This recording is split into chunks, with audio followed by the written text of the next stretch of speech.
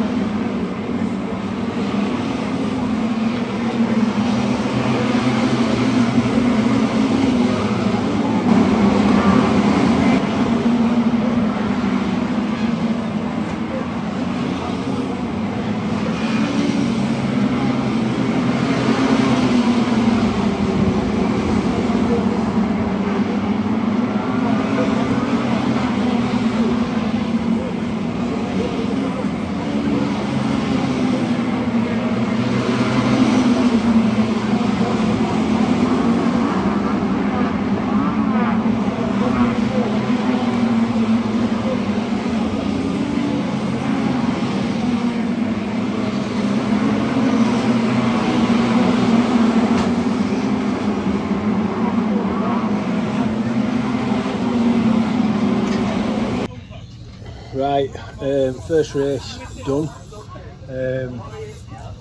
Got a decent start, but then just got stuck on outside a couple of times. I got a couple of corners wrong. I was fiddling about trying to switch fan on. So my own mistakes really. And then towards the end I got it and it jumped out of gear, and then I was messing around trying to get it back into gear. And I think I lost about 4 places there, I think, something like that. We'll have to have a look on video, but Yeah, and we're having new tyres. We've not hardly run these tyres. It's like having brand new tyres on a warm tarmac track, so not ideal. But anyway, finished race and it didn't get hot, so that's a good thing. So right, let's go around, check it over, and we'll have a look.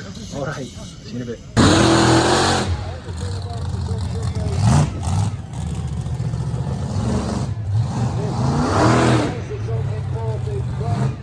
So, just come up from track, from pits.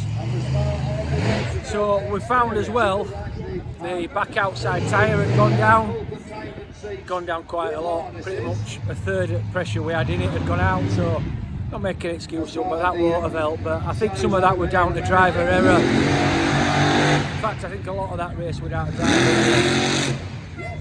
You could see it jumped out of gear as well in that race. And I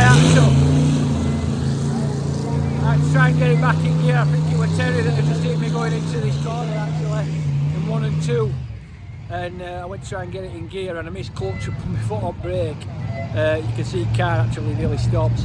And I got it in gear. I think the 2 cars that passed me had lapped it. So, yeah, so I think we got 11th in that one. I'm not sure. I've watched back up video. I think it were 11th. So not brilliant, but we finished race and it didn't overheat. So right, gonna get back down into pits and get ready for the next race. All right, see you soon.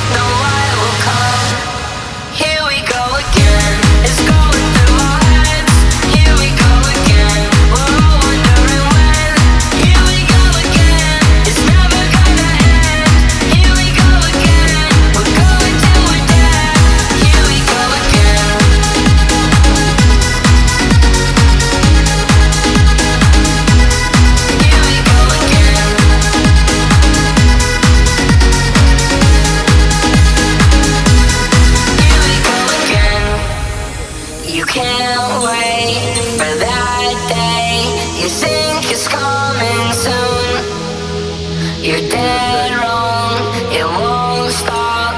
There's nothing you can do. Why would you say that it's already done? The truth is that it has barely begun. Repeating ourselves and it happens too much. We both know what will come. Here we go again, it's going through our heads.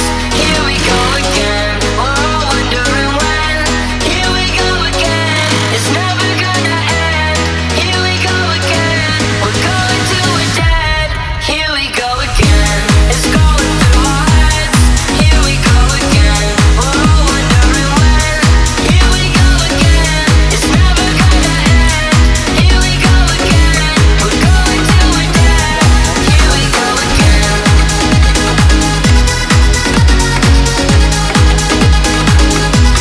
Here we go again.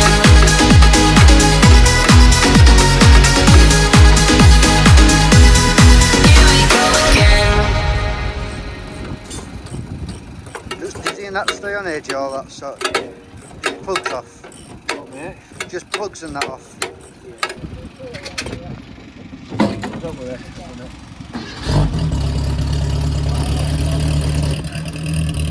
Will it come out? Oh, it's Yeah, just. Yeah, you're out. something stuck at the back. Out. Might be.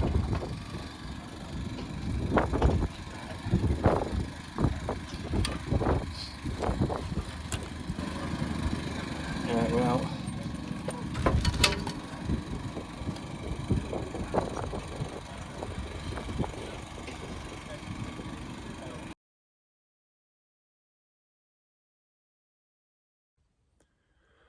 Right, so we're back home. Just literally about 2:20 or something like that home.